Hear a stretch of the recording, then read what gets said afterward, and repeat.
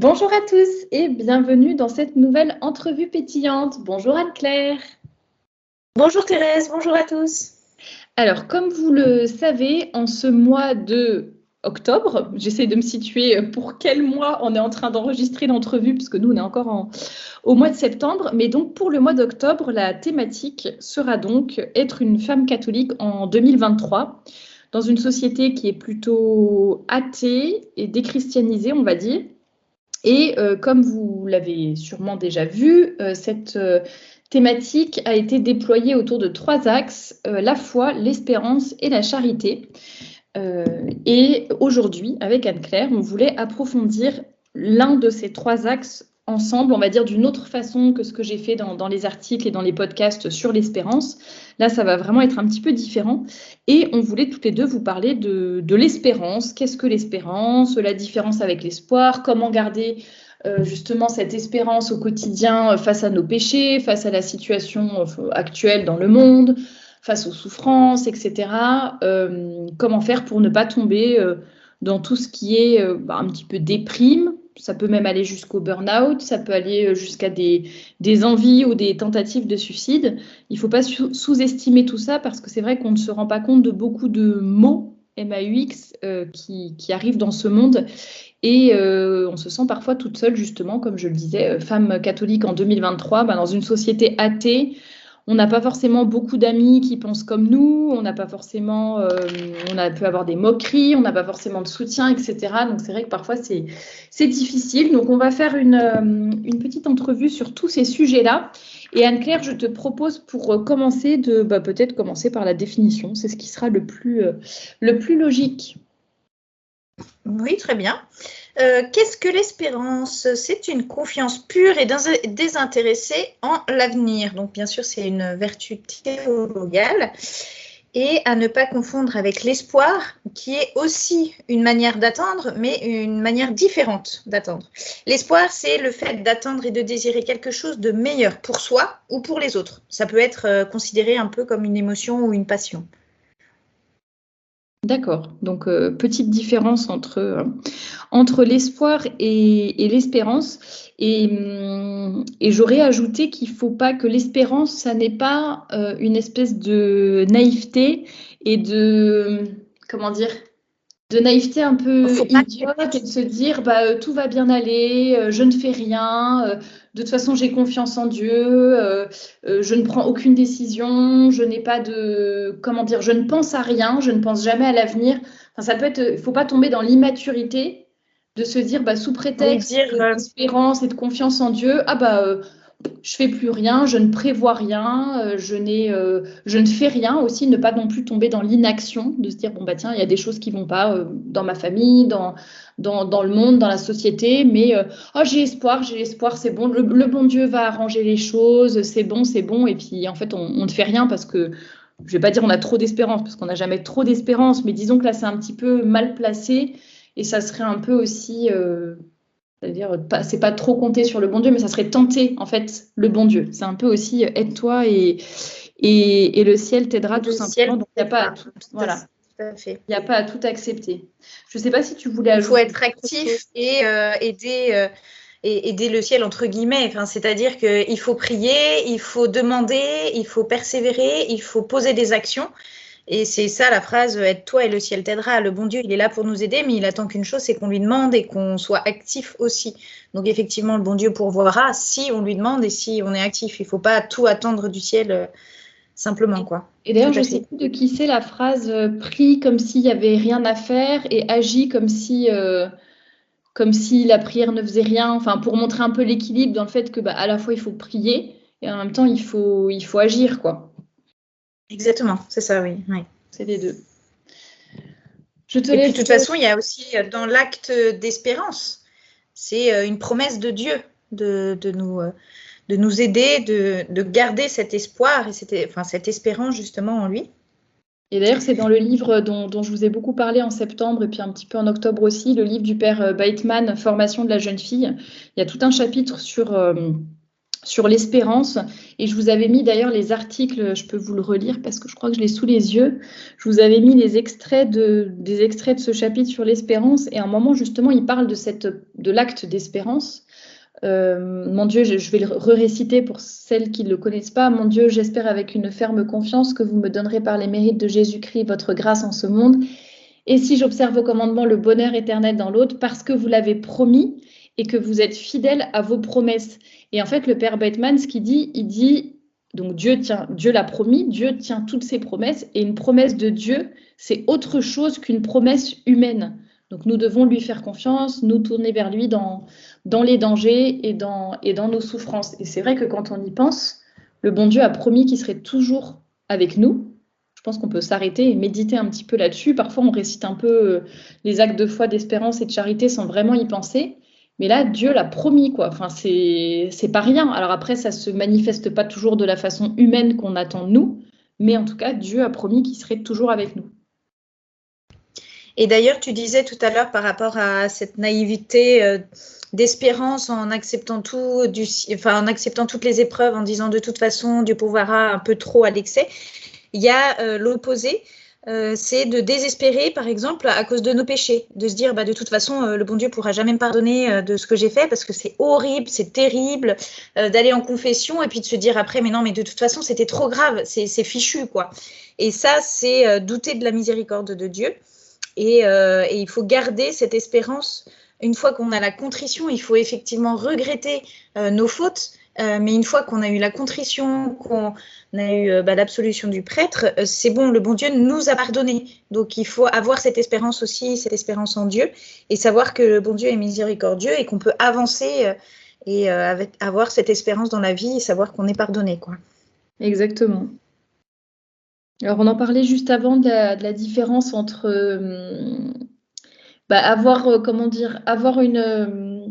garder l'espérance dans les épreuves qu'on peut avoir nous personnellement dans notre vie. Ça peut être, je sais pas, le décès de quelqu'un de proche, une maladie qui nous touche, un problème de travail, un problème financier, un problème par rapport à l'éducation des enfants. Enfin, j'en sais rien. Il peut y avoir plein d'épreuves dans la vie.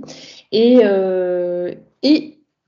donc, il y a les épreuves qui nous touchent nous personnellement et il y a les épreuves qui vont être plus globales, c'est-à-dire qui vont toucher tous les catholiques. J'en ai parlé dans des podcasts ce mois-ci, mais on est quand même dans une société qui est athée, qui nous persécute de pas mal de façons, qui ne promeut pas du tout la beauté, la vérité, la bonté. Et donc, pour moi, c'est je ne sais pas ce que tu en penses, Anne-Claire, mais pour moi, voilà, c'est deux sortes d'épreuves et c'est presque deux espérances finalement différentes. C'est pas tout à fait la même chose de se dire bon allez, je garde l'espoir par rapport à la société actuelle et puis je garde l'espoir quand je sais pas mon mari vient de décéder ou j'arrive pas à avoir d'enfant. Alors que voilà, on dit les parents en espérance d'enfant aussi. Voilà, je pense que c'est pas tout à fait pareil. Oui, c'est sûr que quand on est concerné, on a l'impression que le fardeau est beaucoup plus lourd à porter et l'espérance est plus difficile à accepter aussi.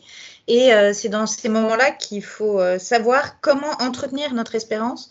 Parce que quand c'est dans le monde actuel, quand on est plusieurs à se soutenir, à se dire on va prier pour telle cause, on va prier pour la société, on va prier, on va faire ça, ou on va faire telle action et on est nombreux à se soutenir et l'espérance est peut-être parfois plus facile. Mais quand ça nous touche personnellement, on a souvent de l'aide et des prières qui nous soutiennent, mais c'est vrai que ça nous paraît un fardeau beaucoup plus lourd. Et c'est dans ces moments-là que il faut savoir comment entretenir notre espérance. Et Thérèse, du coup, as-tu la réponse à cette question?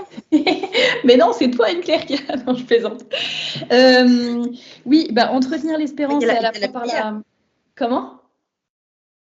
Notamment la prière, en premier lieu. Exactement, c'est ce que j'allais dire. Première chose, c'est la prière.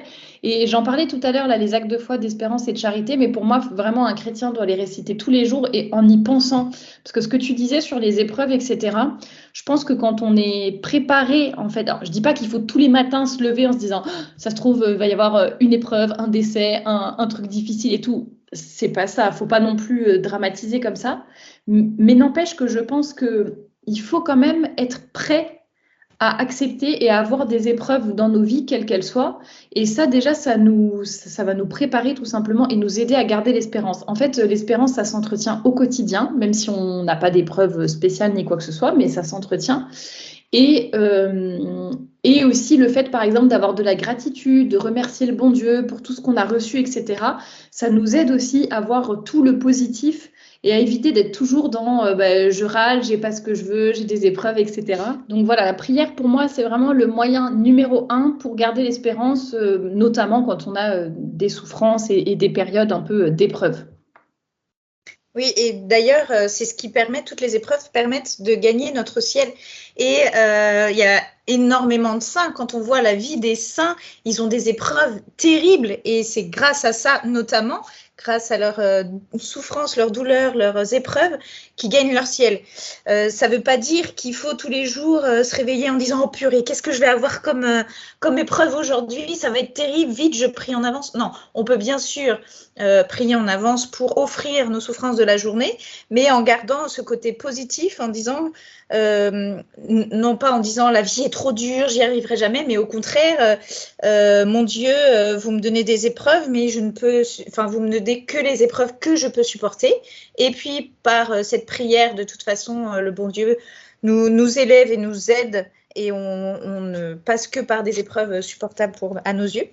Et faire ces petites prières jaculatoires, voilà, et avoir aussi des pensées positives. Dire merci mon Dieu pour me permettre d'avoir un toit, me permettre d'avoir la nourriture, si le potager a eu un ravage ou je sais pas quoi, merci mon Dieu parce qu'il me reste quand même quelque chose dans le frigo, merci mon Dieu. Enfin voilà, voir quand même le côté positif des choses. Et puis, on n'a pas des épreuves forcément tous les jours, tout le temps, quoi. Oui. Ça me fait penser à ça quand tu parles du potager, c'est... Parfois aussi, c'est quand on a des épreuves qu'on se rend compte de ce qu'on avait. J'y pense pour le potager, c'est un peu idiot, mais tu vois, parfois le potager, il y a des années, ça donne pas du tout. Ou alors, comme tu dis, il y a une grosse grêle, il y a tout qui est perdu et c'est beaucoup d'efforts, de temps, etc. Il y a un peu d'argent.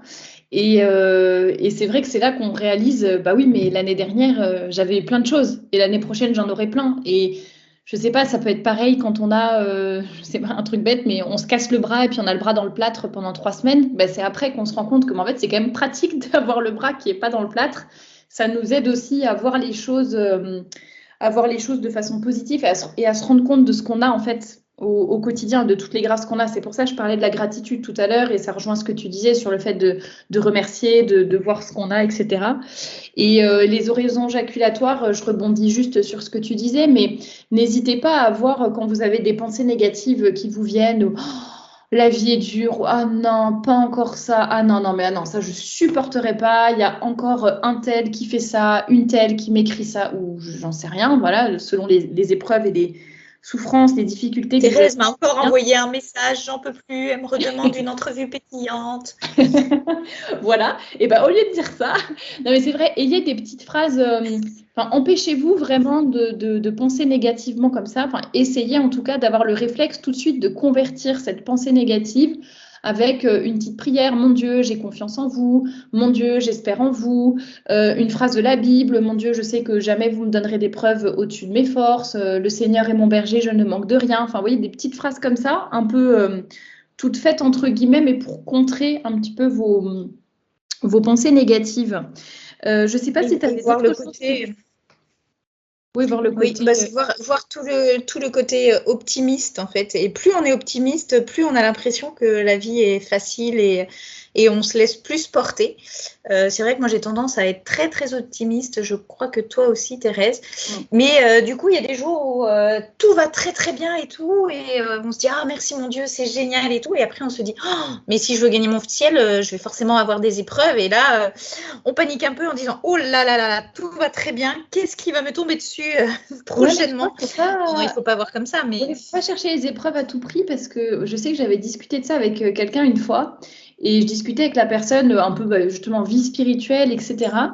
Et je disais, mais c'est horrible parce que j'ai l'impression que j'ai pas d'épreuves dans ma vie. Et un peu comme ce que tu viens de dire, entre guiguillemets, ça me stressait parce que je me disais, mais comment je vais gagner mon ciel? Et c'est pas normal, c'est un peu bizarre et tout. Enfin, et puis je vois, il y a plein de gens qui ont vraiment des trucs mais hyper durs et tout. Et Et moi, j'ai pas d'épreuves. Et la personne m'avait répondu, non, mais en fait, Thérèse, je pense que tu te rends pas compte des épreuves que tu as.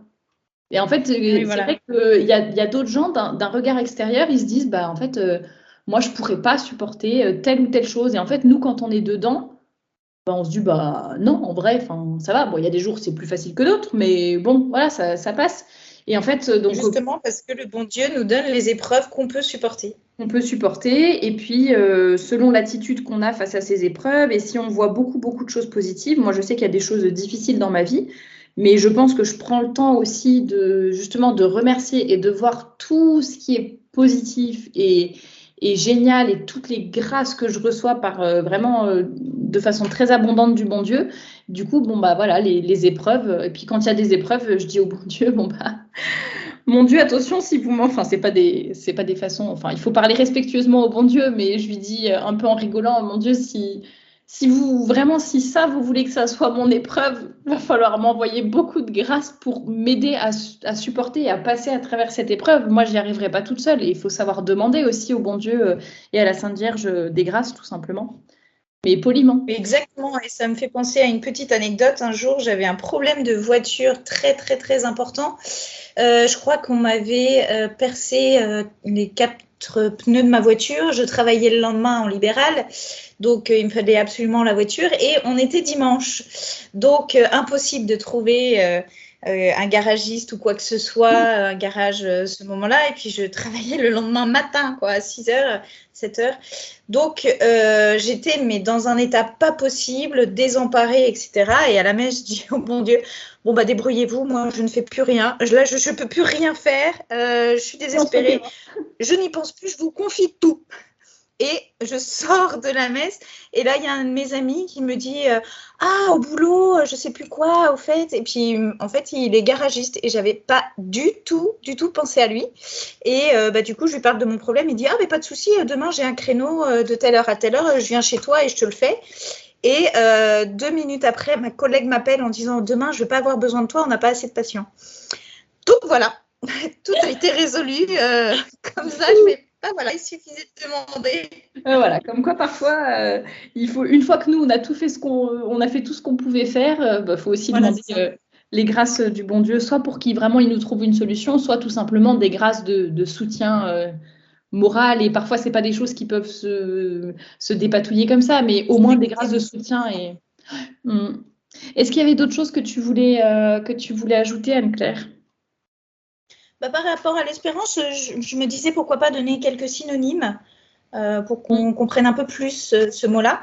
Donc, il y a l'espérance, c'est l'assurance, l'attente, on en a parlé un peu tout à l'heure, la certitude aussi, la confiance, la conviction, l'optimisme. Donc, on a parlé aussi de l'optimisme. Ça me fait penser Pardon, quand je vois que tu dis attente, ça me fait penser à quand on attend, par exemple, les couples en espérance d'enfant qui veulent vraiment avoir un enfant, ou quand on attend justement, on espère obtenir quelque chose dans la vie.